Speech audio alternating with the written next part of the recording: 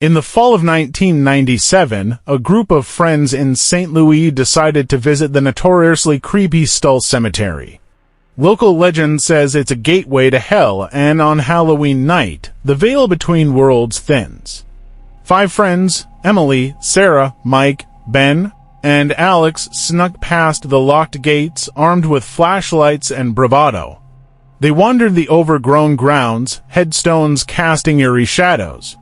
The air grew colder and an oppressive silence settled. As they reached the center, a dilapidated stone circle, the wind picked up, howling like a banshee. Suddenly, a blood-curdling scream pierced the night. It was Sarah. They found her near a mausoleum, pale and shaking, pointing at a freshly dug grave. Inside, the dirt seemed disturbed, clawed at from within. Panic seized them. They scrambled out of the cemetery, hearts pounding, the chilling scream echoing in their ears. Back home, shaken but relieved, they decided to forget the night. Days turned into weeks, but the memory lingered. Then, strange things began. Sarah became withdrawn, plagued by nightmares. Emily swore she heard whispers in her room at night. Mike found strange symbols scrawled on his car. One by one, they fell ill. Doctors found nothing physically wrong. Desperate, they confided in a local historian, who spoke of a dark ritual said to take place at Stull on Halloween. He warned of a malevolent force that could latch on to those who dared to trespass. Fearful but determined, they returned to the cemetery on the next Halloween. Sarah, the most affected, felt compelled to go. Armed with religious symbols and a desperate hope, they ventured back to the stone circle. As they approached, a cold wind swept through, extinguishing their flashlights. A guttural voice filled the air, an inhuman rasp that seemed to emanate from everywhere. Sarah screamed, a horrifying sound that sent shivers down their spines. Panicked, they ran. Ben tripped and fell. In the scramble to help him up, they realized Sarah was gone. They called her name, but only the chilling silence answered. They fled, fearing for their lives. The police found no sign of Sarah. The friends, traumatized, went their separate ways. The legend of Stull Cemetery grew even stronger. Theirs became a cautionary tale, a reminder of the night they may have opened a door they couldn't close. The truth behind what happened that Halloween night remains a mystery. Was it a terrifying prank gone wrong, or did they unleash something sinister from the shadows? Theirs is a story that continues to be whispered in St. Louis, a chilling reminder of the potential darkness that can lurk beneath the veil of Halloween. Admittedly, truly verifying a paranormal encounter is difficult. However, let me tell you about the case of the Anderson family disappearance, a Halloween night event that has haunted a small town in Vermont for years. It was Halloween night in 1972. John and Mary Anderson, with their 2 young children, Tommy and Lily, decided to hand out candy at their old Victorian house on the outskirts of town. The night started normally, with children in costumes filling their bags with treats. However, around 8 p.m., a power outage hit the area. The Andersons lit candles, creating an eerie atmosphere. Soon after, a knock on the door sent shivers down Mary's spine. Peeking through the window, she saw a figure unlike any she'd seen before. It was tall and cloaked, its face obscured by darkness. John cautiously opened the door, but there was nothing on the porch.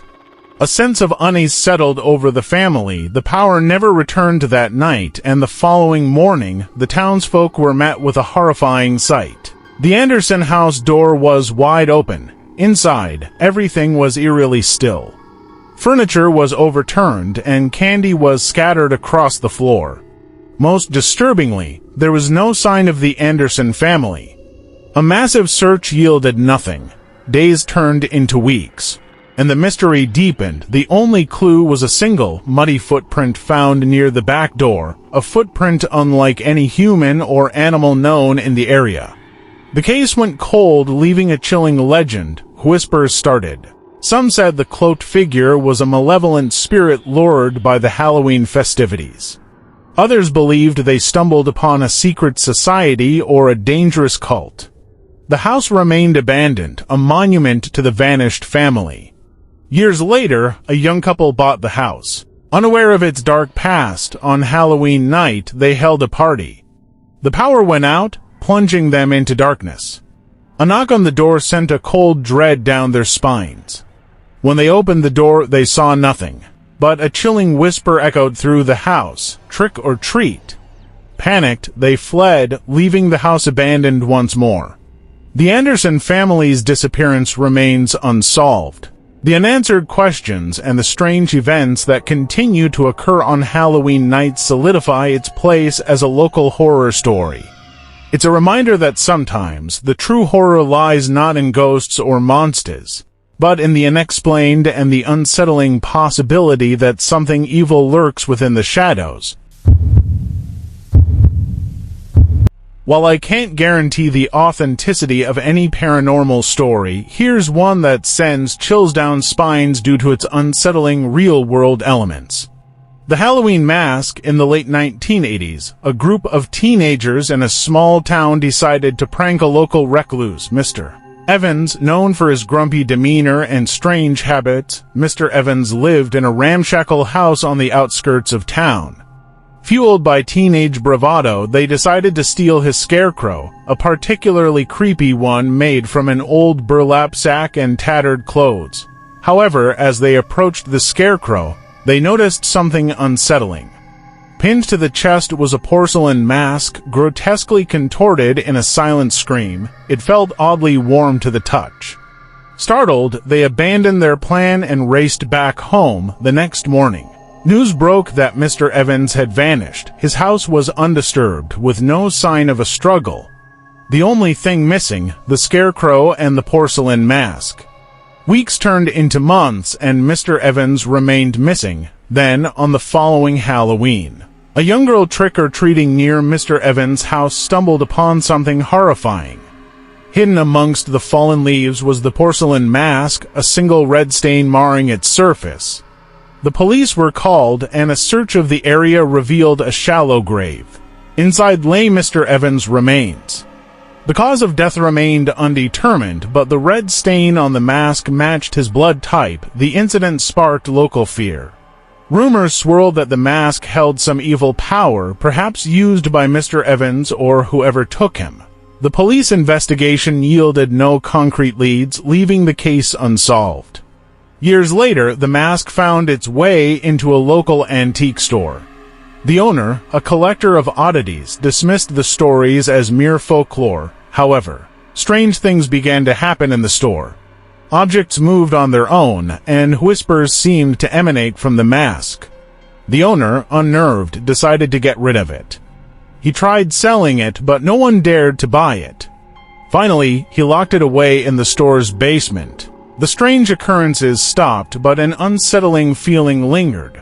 The mask remained a chilling reminder of the unsolved Halloween night mystery. This story is scary because it taps into real-world fears. Unexplained disappearances, creepy objects, and the unknown, these elements combine to create a lingering sense of dread. The fact that it happened around Halloween adds another layer of unease, blurring the line between reality and chilling folklore.